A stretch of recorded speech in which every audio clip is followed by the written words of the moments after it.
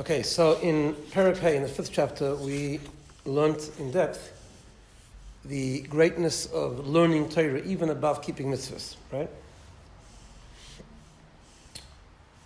And he explained that because the general idea from Perek Daled, from the 4th chapter, was that Torah and mitzvahs, meaning our thought, speech, and action being expressed through the thought, speech, and action of Torah and mitzvahs, learning Torah, emotion, connection to Hashem, inspiring mitzvahs, and so on and so forth, speaking Torah, speaking davening, all that connects us with Hashem, dafka when it's done in this world. And that's an amazing, unbelievable thing, because the Zohar tells us, and we know many psukim he brings, that no human mind can, or no person can grasp Hashem, nothing can grasp Hashem. Less machshava tfisa beklal, there's no thought that can grasp Hashem, where unless we do it through Torah and mitzvahs. Torah and mitzvahs, eraisav kutchabrichu kul achad. Torah and Hashem are one. Therefore, when we engage, when we connect to Torah and mitzvahs, we're connecting to Hashem Himself. At the end, he said, it doesn't matter that he gave the whole thing, it traveled down on many levels to enclose itself in, to express itself, manifest itself through human terminology, but it's still the same Torah, the same Hashem, and so on. So the idea was, the mashal, the analogy that he gave was that like a king who's wearing many, many clothes, and you embrace the king, it doesn't matter how many clothes he's wearing, you're still embracing the king. Okay. Then he said, sorry, getting there. No, it's just a residue of a cough, of a cold. Then he said, in Perek Hey, he said that there's something greater even with Torah, because the bond is stronger. And then he gave this whole thing about that when you learn something, you really get lost in an idea, you have grasped the idea, but the idea has also grasped you. So the idea is like wearing you, and you are wearing the idea. So it's an unbelievable interconnected bond that you don't find a similar thing in the physical realm. And therefore, he went in great detail to explain that's exactly what happens when we study Torah. And Torah is that wisdom of Hashem. By the way, he said such an important thing. I just want to repeat it because it's such an important idea. People often talk about the relevance of Torah. So it doesn't have to have relevance, that's the point. Obviously it has relevance, and there's so much that is relevant in Torah to every part of our life. But the point is that it doesn't matter if it's relevant or not, and that's why he went to this unbelievable idea that we often learn in Gemara, a scenario that would never happen and will never happen. Why? It doesn't matter. It's the wisdom of Hashem, which starts long before that scenario. It expresses itself through that scenario, and it's irrelevant whether the scenario will happen or not. We have this even with mitzvahs. There are 2 mitzvahs in the Torah about which the Gemara says never happened, that will never happen. The wayward son, the Ben Soira Omeira, and the Ir Hanidachas, the city that serves Avodah Zarah, the city that serves idol worship, which has to be destroyed. But both these mitzvahs have such complicated conditions for the scenario to qualify to actually fulfill the mitzvah is statistically impossible. To the point where the Gemara says, La hoya v'la yiyeh. Never happened, never will happen. So why is it there? Yagdil Torah v'yadir, let Torah become great. Meaning, in other words, it's Torah. It's Torah, it's the wisdom of Hashem. Sharpening our minds, getting lost in godly concepts. But that's not the only thing. That's in terms of whole mitzvahs. Then there are even mitzvahs which are which are practically relevant, of which certain scenarios or details discussed in the Gemara will never happen, or never happened, because they're just so hypothetical. And it doesn't make a difference, because we're learning Torah to be connected to Hashem, and in this paragraph, that's what he says is Torah lishmo, that's Torah for the sake of Torah, for the sake of Hashem, to be one with Hashem, right? And he said that's why the Torah is called food, because we internalize it, it's right? So when we do mitzvahs are makif, meaning mitzvahs, we get dressed in the mitzvah. The mitzvah surrounds us, but we don't eat the mitzvah, even spiritually speaking. Right? So that part is there. It's still a major connection. But Torah is pnimi, it's internalized. Okay. And that's why he said that mozain, food, Torah is called food, lechem, whereas mitzvahs are called levushim, right? Our garments. Both connect us to Hashem, but the internalization is through Torah. And he said that's also what happens when we come to the world to come after we pass away from this world. That even when a person is worthy to come to Gan Eden and to enjoy the revelation aspect of Hashem's glory, which happens in the world to come, you need food and you need clothing for that. And that's the mitzvahs and Torah mitzvahs that we bring from this world. Right? Now, he ends off, we didn't do this last part, and that's the brackets, and I want to go through it with you at the end of the parak. Hey. He says, you see that brackets at the end of the fifth parak? It's page Yud, page 10, if you've got a regular Tanya. Otherwise, just the end, the brackets at the end of the fifth chapter. And he says, V'hamozayin hi bechinas or pnimi, v'halevushim bechinas makifim. When he talked about food of the soul and clothing of the soul, right? Food is what we call in Chassidus or pnimi. Now you need to go a bit further on, Rabbi. You're looking for, you begin a Perek Aleph over there, I think. Like the Yud on the page. On the other side it says 18. Yeah, okay. Sorry? 18 on one side. I don't know, the page numbering is really strange. I don't know, I'm not quite sure how it works. It's not even like the No, the 18 is the second page of the test. The Hebrew lettering works like Dafim, like Gemara. It's double page. So Yud means the first side of Yud and the second. That's why on the one side. No, it's chapter Hay. We're in chapter Hay, which is the fifth chapter. Sorry. Perek, as in Perek Hay. Yeah. He says like this. He says the spiritual food is called Or Pnimi, a internalized light. Valavushim and garments are called Makifim, are called encompassing lights. Now, I just want to stop here and explain this a little bit because it's a fundamental concept in Chassidus, and actually it's important. It's an important point. So whenever we talk about things that are revelations of Hashem, or even within ourselves, there's certain things that are more internalized. That's called pnimi. They absorbed in the experience, and certain things are called makifim, which means they're there, but they surround because they're too high to be internalized, so they at a distance almost, right? Okay. I'll give you an example just so you understand. So, what I'm talking about in terms of Hashem's revelation. So, when it comes Tishrei, we have Sukkot, right? So Rosh Hashanah and Yom Kippur in Chassidus explains is more aliyah. It's more when we elevate ourselves. And then Yom Sukkot is about bringing down the intensity, the light of Hashem into ourselves. How does it work? So we start with the mitzvah of Sukkah. Mitzvah of Sukkah is all-encompassing, right? It's all-encompassing. So that's when we bring down the levels called makif, the level called encompassing levels, right? Whereas afterwards we take the lulav, and the lulav we wave them, and then we bring it towards our heart. That's the idea of taking these encompassing, transcendent levels, I think you can call them, right? And internalizing it. Okay. Now, generally speaking, makif and pnimi, each one has an advantage over the other. Just generally speaking, right? Sometimes we combine both. We take both sort of, as we'll soon see. But why is that? The advantage of something being pnimi is that it's internalized, right? So I'll give you an example, even for the way the human being works. So we have in ourselves the various powers that we have in our neshama. Some are makif, some are pnimi. So, for example, the power of thought is pnimi. It's internalized in the body, right? Where if I ask you where you think, you tell me your brain, right? Where do you write? With your fingers. Because when Hashem created the world, He created the person, He created the body. The body is a keli. Each part of the body is a vessel for the power that Hashem puts into it. I'm not even talking about specific godly things. I'm talking about regular stuff, right? And each power is able to be absorbed and internalized in the appropriate vessel. Okay?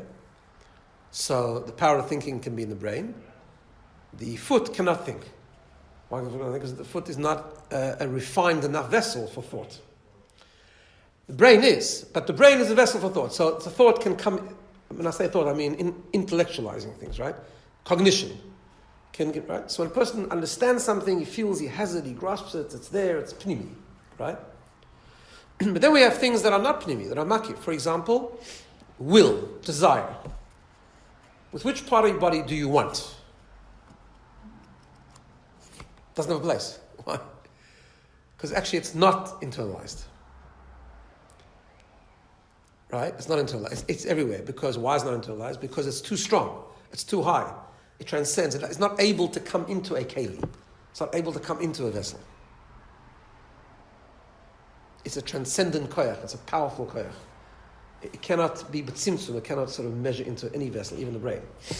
It's just, it hovers. It hovers and it works remote control. Now, which one is stronger, makif or pnimi?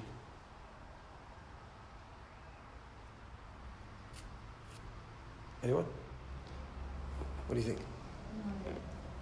So each one has its advantage. Makif is much stronger. That's why Chazal tell us, for example, going back to the person, Ein dover ha'im bifnei haratzon. Nothing stands before the will of a person. If you want something strong enough, you'll get it. You'll overcome all obstacles. I mean internal obstacles. I don't mean if you want to climb up a skyscraper, it's not going to help you because it's impossible. But I'm talking about there's something, in other words, if you think, so I'll give you an example, right? If you define yourself as being very average intelligence and you decided you can't learn, for the most part that's untrue. You might need harder work. They said about the Maram Shik. The Maram Shik was one of the great commentators on the Gemara. He actually wasn't naturally bright, but he had such an unbelievable desire to learn. So he overcame it. He worked harder, right? A mundane example, a more mundane, I'm saying, not terrible. A few years ago, there was a Jewish judge here from the States who was blind. Remember that? It was an amazing guy. So he's on the one of the Supreme Courts of America, and he, not the Supreme Court, but he's blind. How did he go through school, law school? Unbelievable. I mean, the way he worked with his memory and the hours he put in. Yeah, it was 10 times as much as everyone else, but he got there, and he's a very, very unbelievable guy. Why? Because the Ratzon. So Ratzon will take you to a place that nothing else can take you to. Understanding something is important is not enough. You have to actually have the will to do it, right? On the other hand, it needs to be. It's not, the will itself is not enough either. You can want. A lot of people want to do lots of things, right? It doesn't bear results. It inspires stronger motivation than anything else, much, much stronger, but doesn't bear results on its own. You need powers from within. You need to be. You need to be really attached to the thing. You need to understand. You need to get passionate about it. You need to feel it, live it, breathe it. Pnimi, right? They tell a story about there was a big chassid called Shmuel Munkes. He was a very, very famous chassid, Alter Rebbe, for other reasons, but I'll just tell a little about him because we're mentioning him. Shmuel Munkes was a very, very great chassid, and he had his very unique way of serving Hashem, and his way of serving Hashem was through simcha and through doing funny things. But he was actually if you just hear the stories, you think he's a clown. But actually he was a very, very serious chassid, a very great chassid actually. For example, he had a couple of things he would do. Is like, the Hasidim once found him hanging upside down outside the Alter Rebbe's door. So they said, what's this all about? So he said, because, if you go to the shoe store, you see a shoe hanging. You go through a meat store, you see meat hanging. You go by a Rebbe, you have to see a chassid hanging, right? So it was a way to teach the skashas, lots of stories like that. A very interesting guy. So, but he was an extremely great chassid. One time, he would come twice a year. He lived in a place called Kalisk, and he would come twice a year to visit the Alter Rebbe. He was a chassid of the Alter Rebbe. And he was very, very poor. And often he used to walk distances. I mean, the chassidim used to do that. My great-grandfather's father lived in, I always used to hear the story of my great-grandfather. He was a chassid at Tzemach Tzedek. He walked from Dokshitz to Lubavitch. Because he needed to go to the Rebbe. He used to walk. Chassidim used to go in a group. They used to hike, right? Sometimes one time he was going it was very, very cold. Snow was cold. And he saw a merchant passing by. There was a guy who sold alcohol. He sold mashke. And he said to him, maybe you can give me a ride? Stories, right? Yeah, maybe he knew the guy. I don't know exactly. So he said he's on the direction to Lozhna, which is what the Alter Rebbe always says. Maybe I can have a ride with you. Okay.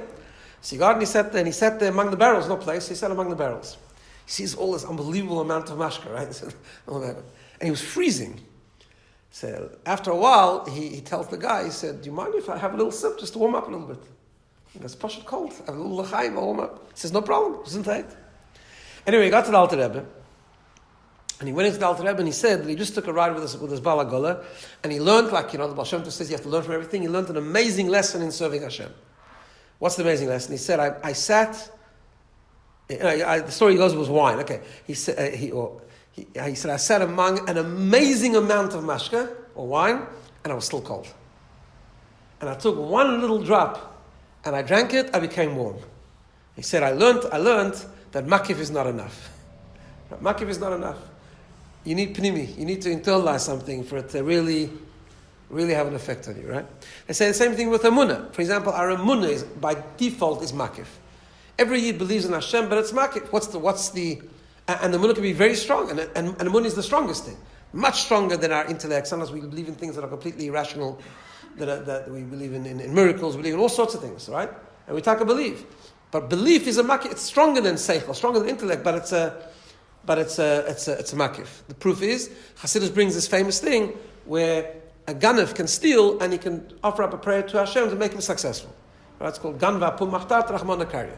How does that happen? The guy is a muni, believes everything comes from Hashem, and you're about to do an act that's against Hashem's will, and you ask Hashem to help you. The answer is, because he has a munah, but the munah is makif. That's why one of our, and munah is makif, by the way, naturally. That's why one of our avodas, one of our missions in life is to internalize a munah, to bring a munah from the level of makif into a level of intellect. Right? So, because intellect is pnimi, so when we think about it, we live it, they're going to have an effect on us. Then hopefully one of cognitive dissonance, we won't steal and ask Hashem to help us. Right? Okay. I don't say steal, we're not stealing hopefully, but anything. it's not just stealing. The story is applicable to everyone, not just the Ganav. Right? We all do things that we know perhaps we shouldn't do, and we still believe in Hashem. Right? Okay. So that's the story of Makif and Pnimi. So the same things with Torah and mitzvahs actually, on one level.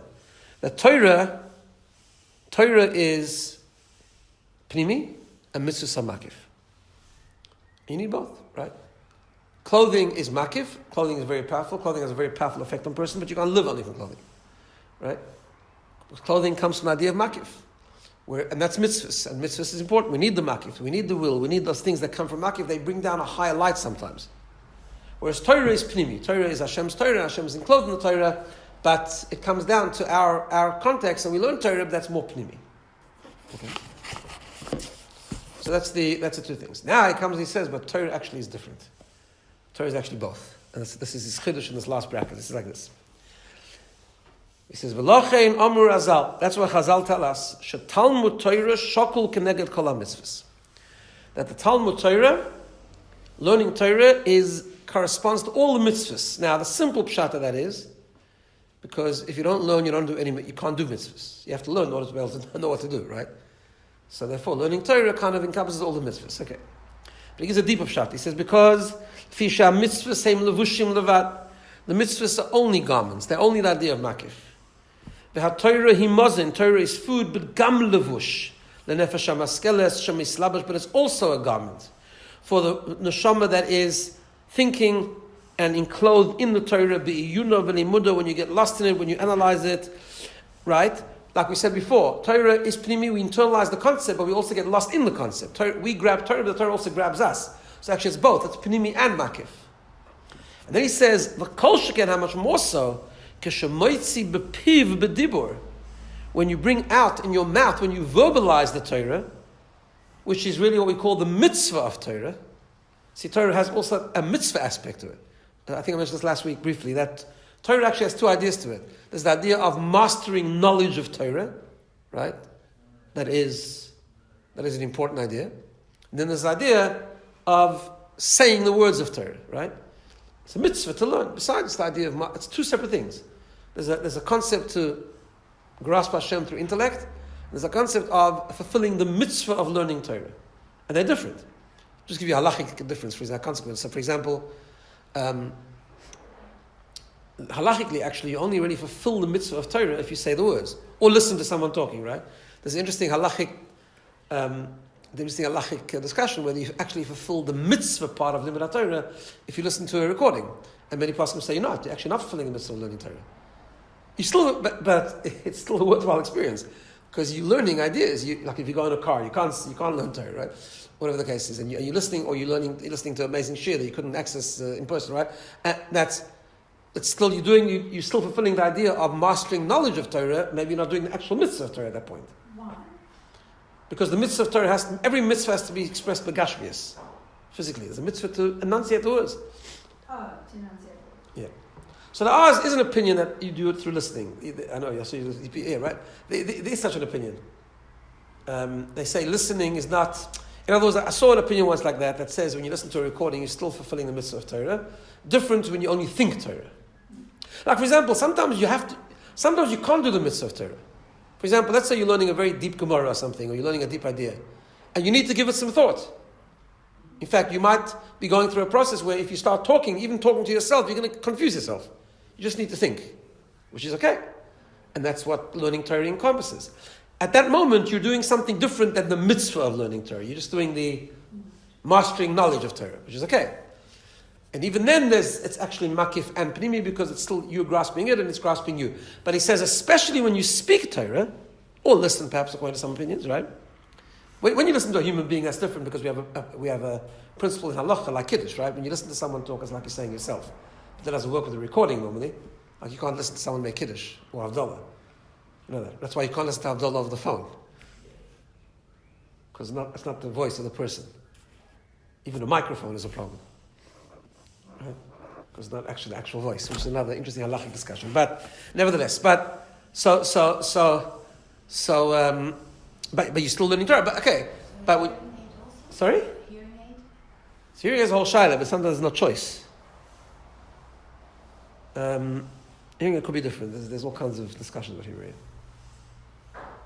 And also, if someone if they can't hear without a hearing aid, then there's no point in taking it out because you won't hear it, right?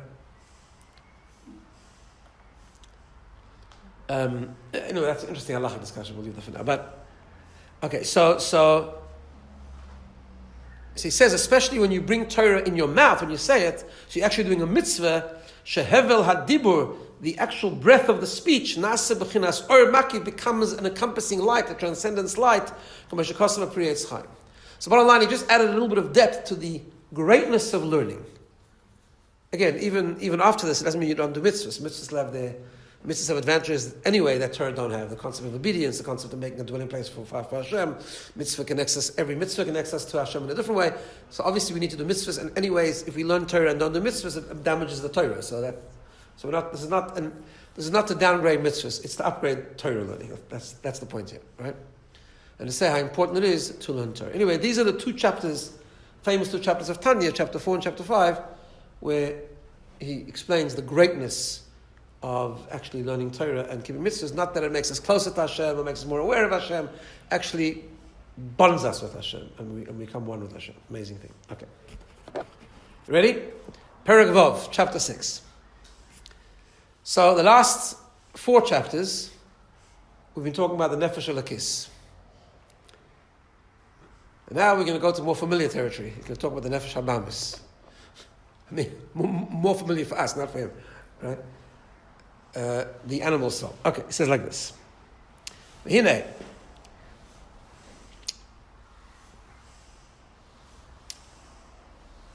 I'm just giving you a little warning before we do this chapter. I don't know if we're going to get to this part today, but nevertheless. Here starts the tough part of Tanya, right? Where he talks levels which can become overwhelming. But as I explained at the very beginning, that's fine, that doesn't matter, right? Because it makes a dent. So he's going to discuss here, because the Nefesh Habamis, the animal soul, comes from the world of Klippa and Sitra Achra. It's ungodly, right? And in this chapter, he's going to a little bit define what ungodly means. So just like we have the 10, we're going to learn in a minute, just like we have the 10 powers of the Nefesh Elokis, so we have the 10 powers of the Nefesh Habamis, right? And we have the Levushim, the garments of the Nefesh Habamis. So just like the garments of the Nefesh Elokis is thought, speech, and action of Torah and mitzvahs, the thought, speech, and action of the Nefesh Habamis is the thought, speech, and action of unholy stuff, right? Klippa. What he's going to come to an idea is and this is the part that seems quite sharp and tough, but it's the truth nevertheless, that the definition of klippa, now the different levels of klippa, we're going to talk about that, but what's the definition of klippa? So sometimes in our mind we think klippa means unholy, tumah, klippa ach, sitra achra, so it means things which are against the will of Hashem. Now that's true. Everything that's against the will of Hashem is absolutely klippa, right? But actually that's not the way it is. Anything that is not for Hashem is klippa. It's a big difference there. You get that? Right? If I do something and it doesn't have a godly purpose, it's klippa. Right? Now, who of us are on the level that everything we do 24 hours a day is for the sake of Hashem? There have been unique individuals that's the way it is, but most of us are not like that. Ultimately, that's the BINA, right? Who overcomes any temptation to do anything else. He might want to do something, but he doesn't do anything. But the Tanya is about moving towards a BINA. Now, we're going to learn this, So again, it's the same thing we always talk about. Number one, it's the mindset that we have to have. Hashem knows that we're normal, and Hashem knows how He designed us. And He knows that at the moment, most of us probably are not going to get to the level where every single thing we do in the 24 hours of our day is for the sake of Hashem, right? Example, like are we, if we all ate the way it says in Tanya, we wouldn't need any health plans. I'm saying if we started out our life by eating the way it says in Tanya, we wouldn't need any health plans. We'd never eat in excess. We'd never indulge. We'd just eat what we need to be strong and healthy to serve Hashem. That's all. Right? Okay? Halavai. And same thing with speaking, same thing with entertainment. Now, doesn't mean recreation is a bad thing. We'll learn everything that's neutral can be elevated to Kedusha if it's done for the sake of Hashem and not for our own personal interest. Right? But it's important not to sugarcoat this. In other words, it's important to know that is the truth. And it's a goal up there. Because why? Number one, as we always say, when we learn this stuff and we understand the truth the way it is in its entirety, undiluted, it gives us more of a push to grow and to take the next step in our context, where we're up to. And also it makes a dent. I'll tell you an interesting thing. If you learn a lot of this stuff, you keep learning it makes the following dent. A nice story. I just told recently, and someone, I said, I'm not sure if it's a true story, not a true story, but it's a true vort. And then someone told me, no, he knows the person who told the story, what happened to. Okay, could be. It still doesn't mean nowadays that it's 100% true, but people imagine stories, but it's a nice vort. So the vort goes, how, it's a true vort, that's what I'm saying. That was a bacher in New York, he went on Mivtzoyim. So you know how the bachrim go every Friday, they go and put on tefillin on people, they go, anyway. So when the Mivtzoyim first came out, this is the 70s, I think it was, around there, 60s, 70s. Started this mass movement of bachrim going out, especially on a Friday afternoon when they were after learning, and stopping people, are you Jewish, and putting on tefillin with them, and asking, women to light Shabbos candles, and so on and so forth. And in those days, they used to meet sometimes older people who came from Europe a lot. I mean, that's unfortunately getting less and less, but people who had an old connection to Torah mitzvahs, even though, without judging them, of course, currently maybe they didn't. Anyway, they met two bachrim, one of them, and they met an old Yid. Are you Jewish? Yeah, of course. I start talking Yiddish to him and all that. And where are you from? Lubavitch. He says, I hate Lubavitch. Lubavitch? What's wrong with Lubavitch? What's the problem? I'm not a religious guy. He says, I learned in Lubavitch, meaning not referring to the old Lubavitch in Europe, the original Lubavitch, right? He had learned in the yeshiva that the Rebbe Rashab had made, or one of those yeshivas that he made, in the old, the real intense, real Hasidic Jews learned, right? And they learned all the stuff and much more. And then after the thing, he went off the derech, he lost Torah mitzvahs. He says, because of Lubavitch, I've tried my best to enjoy this world, and I can't do an avera with a geschmack. There's always something niggling me. I can't have a free rein to do what I want and enjoy it. Ever since I learned Lubavitch, you ruined my life. It's a beautiful word, right? In other words, even if we, obviously, when we learn the stuff, it at least motivates us to do more mitzvahs, it motivates us to stay away from things that are pi halacha we shouldn't do, it makes us grow more, takes the next step, whatever, that's true. But even if it just accomplishes, sometimes we have that mindset and we think about it, it accomplishes that we think twice before we indulge, even if we don't end up doing it, that's also good. That means we in a different wavelength, different reality. Understand? So I'm just bringing the two sides of this because when you learn this, you say, oh gosh, like, who's that? Like, who's he talking to, kind of thing, right? Okay. So let's have a look what he says. He says like this. There's a pasuk that says that Hashem designed this corresponding to this. Meaning that whatever Hashem created in the world of Kedusha, He also created in the world of Klippa. That's what it basically means, right? So therefore, Ki kamoy shenefesh olakis. Just like the godly soul, Kelula me'eser spheres kedoshos, incorporate the 10 spheres, which are called 10 holy spheres, umislabeshes bishloisha levushim kedoshim, and enclothe itself in the 3 holy garments. Right? That's what nefesh elokis is. That's what we've been learning for the last few chapters. Kacha nefesh, the sitra achra, so to the nefesh, the soul, which is a soul that comes from the sitra achra. The nefesh abamis is sitra achra.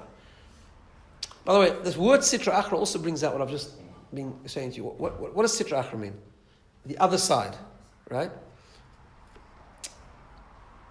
Again, I think I said this in the beginning. In Tanya, when Chassidus generally uses 2 descriptions for things that are unholy. Sitra achra or klippa.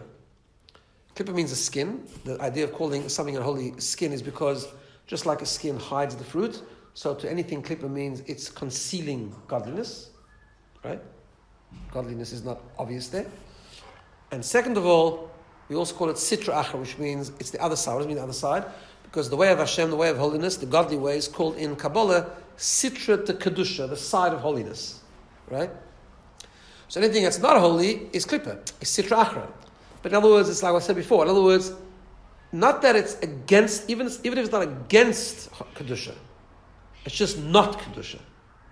It's already klippa. It's already sitra achra, right? So our nefesh abam is our animal soul, which is our conscious self, really, as the Alter Rebbe says later. Is sitra achra me klippas noiga. It comes from the level of klippa, which is called klippas noiga, which we're going to learn about later on. And that neshama hamelubashes bedam ha'odam is enclosed in the blood of the person. Right, our blood carries the animal soul because our blood is our life force, and that's what the animal soul is, to give us physical life, basically. Right. So that nefesh, that soul, its headquarters in the heart, as he says later, which we'll talk about later. Godly souls in the brain, nefesh elokis in the heart, and nefesh abam is in the heart. So that nefesh is also klula be'eser kishin de besavusa. It also incorporates 10. He calls it 10 crowns of tumah, of impurity. What is that? So now take notes how this is going to work. When he introduced the nefesh elokis and he talked about the 10 powers. So okay, just before we go. So there's 10 powers of the godly soul, there's 10 powers of the animal soul. So what does that tell you in your mind right away? What did we just learn? We have 3 intellectual powers, 7 emotional powers. That must be the same thing in Nefesh Abamis, right? In the animal soul. However, you'll notice now an interesting thing happens. The Nefesh Elokis, when he described the godly soul, he started with the 3 intellectual. And you could say parents, they give birth to the emotion, then he described a bit of love of Hashem and fear of Hashem, which is the primary emotions, right?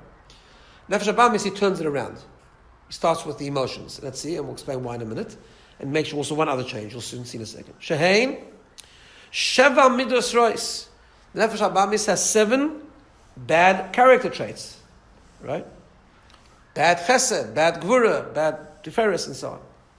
Where does that come from? As he said in the first chapter, Haba'ois ma'arba yisoidus haroim hanal. They come from the 4 foundations that are in the soul, right? Just like everything physical is made up of fire, water, wind, and earth, there's a spiritual fire, water, wind, and earth in the neshama, and that gives rise to the 7 negative emotions. So I gave examples in the first chapter. So like arrogance comes from fire, indulgence comes from water, laziness comes from earth, and so on, right? That kind of thing. And he says, so that's the 7 emotions. And also the Nefesh Abami says, V'seichel hamoilidon, the seichel gives birth to them. Hanechlak nishalish, which is 3 things, just like the nefesh elokis. Shein chachma, mida, bina, v'das. Mokar hamidas, they are the source of the emotions. Ki hamidas hein lefi erech haseichel, because the emotions of the nefesh abamis are expressed comparative to the development of the intellect. Now, what does he mean by this? Let's just explain. So, there's a fundamental. The Nefesh Elokis, Nefesh Abamis both have 10 powers. Intellect, 3 intellect, 7 emotional. The 7th of the emotion is Malchus, which already connects to the 3 garments, which is Machshava, Dibur, and Ma'aser, right? However, there's a fundamental difference between Nefesh Elokis and Nefesh Abamis. The Nefesh Elokis doesn't naturally have emotions, meaning it has it intrinsically, right? But there will never be, or very rarely be, an emotion of the Nefesh Elokis unless there's first intellect, right? No one is going to have a natural love for Hashem, or for Torah, or for mitzvahs, if he doesn't think about it, if he doesn't learn about it. That's why in Perek Gimel, when he talked about it, the emphasis there was that Chachma and Bina is mother and father. Chachma and Bina give birth to the Midas. That's why it's called mother and father. That's why the Midas are called children. Intellect's called parents, right? Yeah? So in other words, it actually gives birth to it because it's simply non-existent without the Seichel. And that's what like the Rambam says. How can you command someone to love Hashem? That's he either does or he doesn't, and naturally people actually don't love Hashem on a conscious level. We're not born loving Hashem. We're born loving ice cream pretty quickly, but we're not, right? Not. So it comes because says the Rambam, because we have to Hashem Alekecha, you should love Hashem your God, means you have to learn about it. Think about it. Think about His greatness. Think about what a life without God looks like, and so on and so forth. And then you'll come to be attracted to it. You'll give birth to an emotion, right? Nefesh Abamis is different. Nefesh Abamis is animalistic. Animals are emotional beings. They have instinctive emotion. Right? That's why he started off with the emotion. In our Nefesh Abamis, we have natural, instinctive, impulsive midas. If you don't teach a person anything, they will still have midas. Right? They will still cry when they don't like something. They will still be attached to their mother even before they can think anything, right? So what's the midas? Just like an animal, right? They can get angry, they can get upset. There's emotion, there's feeling. Without seichel. What does the seichel do? What does the intellect do? It expresses and directs the midas. So for example, and this is what he's going to explain, and that's why the emotions are different compared to where the intellect is up to, right? So a small kid likes a toy car, right? Has to have a toy car, desires a toy car, and the big man desires a Tesla, has to have a Tesla because someone else has it, right? They're very different, but they're not so different. Why does the one want a toy, the one wants a car?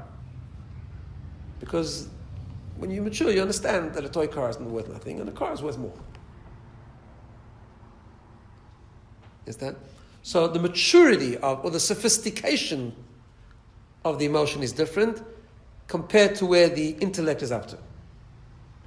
It's the same emotion, it's the same desire, same indulgence, if that's what it is. I'm not talking about when someone buys a car because they need to get around, right? Or it's convenient, or it's more effective, whatever I'm saying. But if it comes from jealousy or it comes from showing off, whatever the bad midah is, right? The child has exactly the same bad midah. It's just with the child, it's a toy car that someone else had. Here, it's a big car that someone else had, right? A little child wants a lolly, and an adult wants to eat in a fancy restaurant. Okay, because they're more sophisticated, the taste is more sophisticated, they understand the difference, they're connoisseurs, or this one, that one, whatever the case is, right? It's different. But the midah is the same. The midah was always there. Yeah? That's what he says now. And that's only because it's actually not given birth by the seichel. It's exposed and directed by the seichel.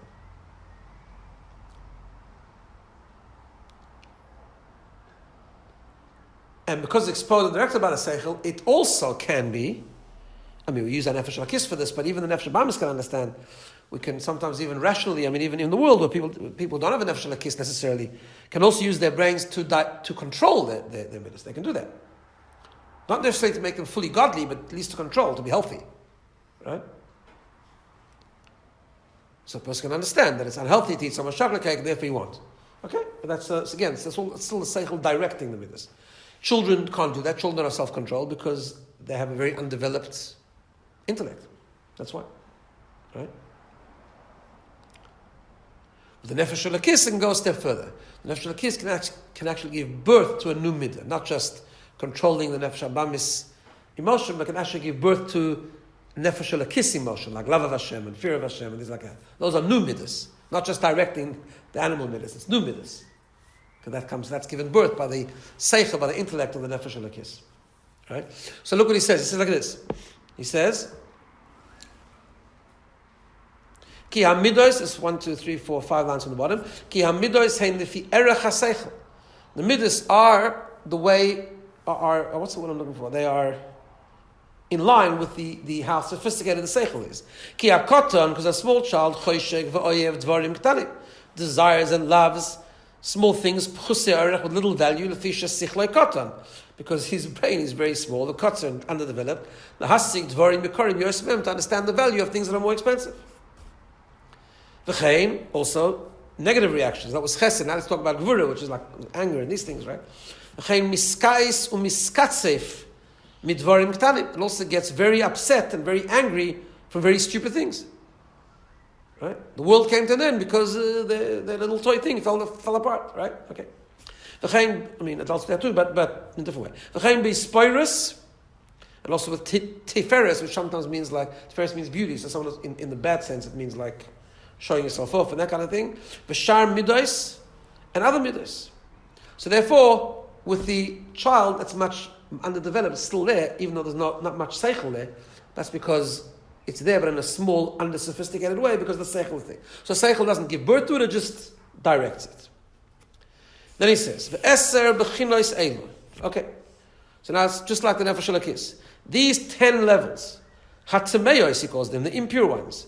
K'she'odam machashem b'hem, when a person thinks them, oy medaber, or speaks them, speaks about them, or oise, or he does them, behaves according to them.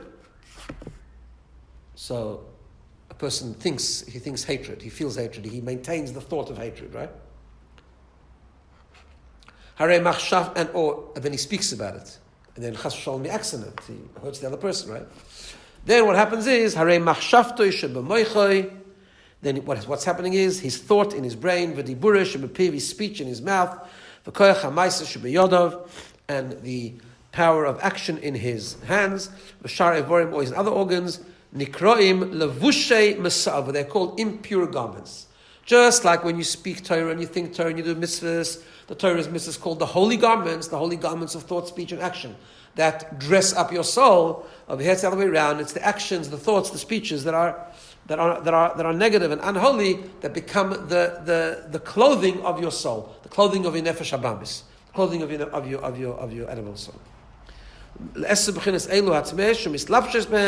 That your unholy midos and unholy intellect are getting dressed in these garments b'shas ma'aseh, at the time you're doing oy dibur, or the speech, oy machshava, or the thought.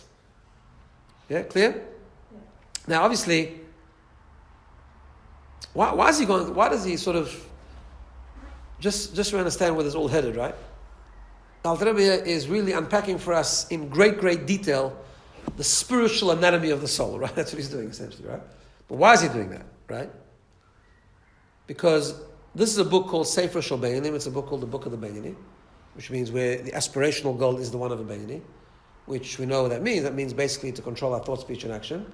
So you have to be conscious and understand and be aware how you work. What's coming from the Nefesh Elokis, what's coming from the Nefesh Habamis, right? What we need to be conscious of, what is, so we need to know what to deal with. And also we need to know what is our actual Nefesh Habamis and what is the garments of Nefesh Habamis. Because basically what he's going to land up and eventually is, right, as we go through all of this, he's going to land up that a Beinani is someone that actually hasn't transformed essentially his 10 powers of the Nefesh Habamis, but he's taken charge of the levushim of the garments. So basically a Beinani is someone who's always in control of his machshava, dibur, and ma'aseh, thought, speech, and action. Right? So just to give you an example, like one of the things, by the way, this is also like in modern psychology, this is one of the nonsenses that is bandied around nowadays, which you'll find sometimes even in Jewish writings, which is just taken from secular stuff, right? Because, I'll tell you why it happens, and I'll tell you why I'm bringing it in, because I'll bring clarity to this. Because there's a big movement today of, as we talked about on Thursday morning, right, of self-acceptance and self-love. And I mean in the bad way, right? And in order to do that, then you have to make that everything that happens to me is good. Because if I'm so good, then everything with me is good, right? Which is complete nonsense. Because, so for example, one of the things I talk about is, there's no such thing as a bad emotion. That's ridiculous. Of course there is. There are neutral emotions, pain and that kind of stuff. There's bad emotions. Hatred is a bad emotion. Anger is a bad emotion. Jealousy is a bad emotion. Right? It's against Torah. What do you mean? Of course it's a bad emotion. Now, what people fail to understand is that Hashem designed us with the nefesh al-kis and the nefesh habamis. And of course, our nefesh habamis is a normal part of who we are. It doesn't mean it's holy. We have to take control over it. Now, what does it mean to take control of it? So later on in Tanya, for example, right, he says, what happens to the BINA when suddenly, instinctively, an emotion expresses itself? Which is like the initial thought. Someone says something really bad to me, and I feel the anger, right? A BINA will also feel the anger. That's what's going to happen. Because the BINA hasn't transformed the nefesh habamis. Tzaddik has, but not a BINA. Which means he still has the seichel and the midos of the nefesh habamis. More refined, more controlled, more habituated, all good, but it's still there, right? It's still there. So you might feel, right? So what's the story? So now has he done an Averis? The Alter Rebbe says no. Because that initial thought of anger or hatred is normal. That's what Hashem did to us. He gave us that challenge. Maintaining it is an Aveira. Okay. So the Beinoni's job and our aspiration, right, as we work through this, is to push it away right away. Docheyu, as he says later, Docheyu b'shtei yadayim, right?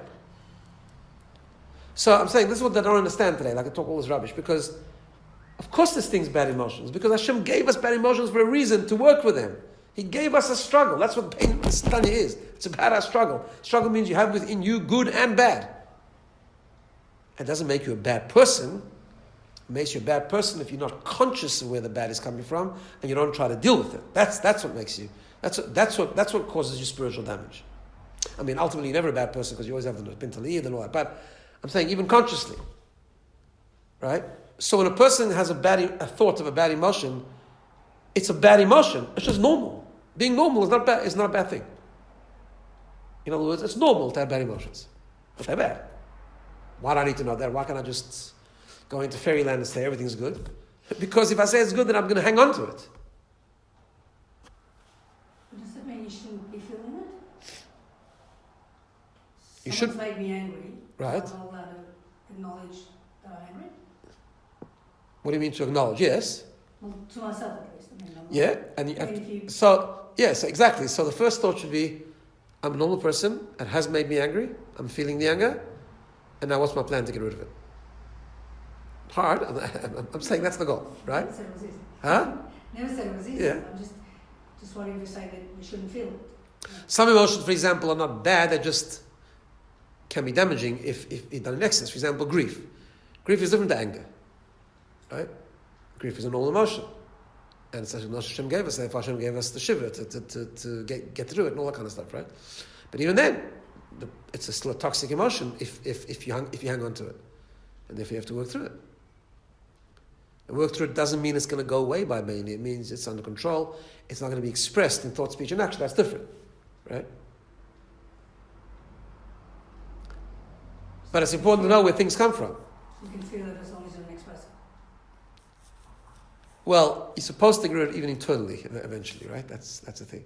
And that can sound of his heart. That's why it says, like, if you have an anxious feeling, anxiety is also not a good emotion. I'm not talking about clinical anxiety. I'm talking about even, right? That's why sometimes you need someone else. You have to go talk to someone else. If sometimes you have to learn. How many times did the Rebbe write letters that if a person's anxious, they should learn Shara B'Tochen, right? Not once, but more than once. Because it's hard. Of course, it's hard. We worry as human beings. We worry. That's normal people, right? And that's what we have to learn, the Shara B'tochen, and learn about Emunah, and understand Hashgacha Pratis. It's a lifelong journey, right? Yeah, the aspirational goal is a BINA, so the BINA is able to control the worry even instantaneously. But the mindset is that as it is, it's not a good thing, and I have to work to get rid of it. As long as you work to get rid of it, even if it takes you 10 years, it's okay. I mean, it doesn't, right? Because it's a work in progress. And sometimes just knowing that knowing that the nefesh habamis is good, right? Like the worst thing where people never change is when they talk themselves into it that what they're feeling is good, right? They talk themselves into it what they're feeling is actually holy and good. They convince themselves, right? You find this with ego, right? If I feel threatened by someone, we all do because we're all normal, right? But the biggest mistake I can make is talk myself into that I'm right. You know what I'm saying? Because then you don't move. Because you'll never move. Sometimes I can't move now. I mean, there's been times where I've told someone from at the moment my ego doesn't handle this, but I recognize it. It's not coming from my neshama. It's coming from my ego. Right now, I'm not up to that level yet where I can handle this particular thing or whatever the case is. Right? Okay, but it's on the agenda. But you got to know where it comes from. The biggest downfall of people and institutions sometimes when you talk yourself into it that you're righteous. It's normal to have a nefesh habamis. So I'm sure I've told some of you the story before, but I might have even told it at the beginning of the Tanya. I'll tell it again in which the case I haven't. So I heard there was a chassid called Ramotel Kazlina. He was a great chassid. He came from Russia and lived in Israel. He used to come to Australia earlier. He's passed away already. Came to Australia even when I was a bocher in Melbourne, and I got to know him. A very, very precious Jew. Knew how to fabrang well. He would tell stories from chassid. He was just an amazing person. He came here also a few times. So he once told me a story. He said there was a beautiful story. And this is like a real chassid approach. And this is why we learn Tanya, just to become honest of where we are. Like to get clarity, first of all. That's what the Alter Rebbe is doing for us now. He's unpacking the nefesh halakis, nefesh habamis, so you know where things are coming from. So he says there was a chassid in Russia under communism. You know, every guy had to work there. I mean, you couldn't there was no unemployment in Russia. You had to have a job, right? So this guy he was an old chassid. He had a factory, and he employed people. I don't know what they produced, but he had a factory, and he employed a few other chassidim, also big chassidim, who were working because that was the law. You had to. Some of them probably would have been teachers or yeshivas, but everyone had to have a proper job, as they call it, right? One day during lunchtime, he comes out and he sees his employees in the lunch break. They're sitting and having a fabrega. So he explodes. He screams at them like a rant for 10 minutes. You guys crazy? You're going to send us to Siberia? You know this is illegal. You're learning Torah. You're singing in Gunim. If we get caught, right? Gives them he just explodes. Finishes his rant, leaves the room. Come back 5 minutes later with a bottle of mashka. He says, "Here, fabreng weiter. Here's for your fabrengen." I look at him, he's posh and gone crazy. You just finished screaming at us, right? This is a crazy thing to do, and you come back and you encourage us. He says, "What don't you understand?" He says, "Very simple. I have a nefesh habamis. My nefesh habamis is scared. So I scream. At the moment, I can't control it. So I screamed. I finished. I left the room. And then I remembered that when I was a little child, my father educated me, whenever you see chassidim fabreng, you have to give mashka. So what? You well, mashka. That's my nefesh halakis. I'm two people. It's told in a very funny way, but it's such a fundamental idea, this. Right? Because that's the first step to growth, being honest. And in the context that Chassidus describes it is how you honest? Understand you have a nefesh habamis, understand your nefesh halakis. Your nefesh habamis, by the way, comes from klipa, but it's not wrong to have one. You couldn't exist if you didn't have a nefesh habamis. That's the way Hashem designed us. But it is klipa, and you got to deal with it. It's something that hides, conceals godliness. Therefore, you have to know how the nefesh habamis works, how your nefesh halakis works, and you also have to know what comes from your nefesh habamis. And know when something comes, either by yourself or by talking to someone else, knowing this is nefesh habamis, not nefesh halakis stuff. And then, now what can I do about it? What level am I at? Where am I up to? What can I do about it? Because sometimes it's like the Rabbi used to quote this, that they used to say that people have a Yetzer Hara, which obviously the Yetzer Hara is an outcome of the Nefesh HaBamis, right? And sometimes the Nefesh HaBamis tutzach on in a zaydne zupitze, which means the Nefesh HaBamis gets dressed in a silk kapota, like a chasidah. Comes very holy, sometimes presents itself very holy. You've got to go scream at that person, you've got to stand up. Are you sure? Nefesh Elokis, Nefesh HaBamis. Are you sure? How do you know? Think about it, reflect upon it. Sometimes it looks like it's coming with Nefesh Elokis, it's actually coming with Nefesh HaBamis. Maybe you need to do something about it, tone it down, control it, get rid of it, whatever level you're up to. But first you've got to know how it's all functioning. You want to ask me? A number of things. Have we done the Yetzer Hara yet in this context, or are you going to get it? We'll get there, but very bekitzur, very briefly. The Yetzer Hara is, the Nefesh HaBamis is a different type of klipper. It's neutral klipper, but it's still klipper, right? So essentially, having a shmuz for no reason, not for the sake of Hashem, or eating mamash not for Hashem Shemaim, that's Nefesh HaBamis. That's not a Yetzer Hara. I'm eating kosher, I'm making a bracha, I'm more or less eating healthy, I'm not overindulged, whatever, right? The Yetzer Hara then takes it to a negative way and actually does something that's forbidden. Once you do things that are forbidden. And what drives it? No, so the Yetzer Hara is not neutral. The Yetzer Hara is the what drives the Yetzer Hara? the Nefesh HaBamis. It's an outcome of Nefesh HaBamis, yes. It's still the same ego, but in other words, if you let your Nefesh HaBamis can be transformed to good, it can be used for good. Right? It's a neutral clipper, but it's if you leave it without really working with it, it will descend into Yetzer Hara stuff. I'm fuming. Not you, but your untamed Nefesh HaBamis. Yeah. Well, that's what the Alter Rebbe was saying. We need to work with the Nefesh HaBamis so that we stop the Yetzer Hara in its tracks. Sorry to hog the... No, we're finishing anyways. Those for the earth, air, fire, I don't see how they came into this. You said something very quickly.